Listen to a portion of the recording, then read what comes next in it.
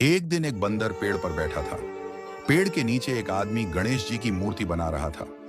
बंदर बड़े ध्यान से उस आदमी को देख रहा था।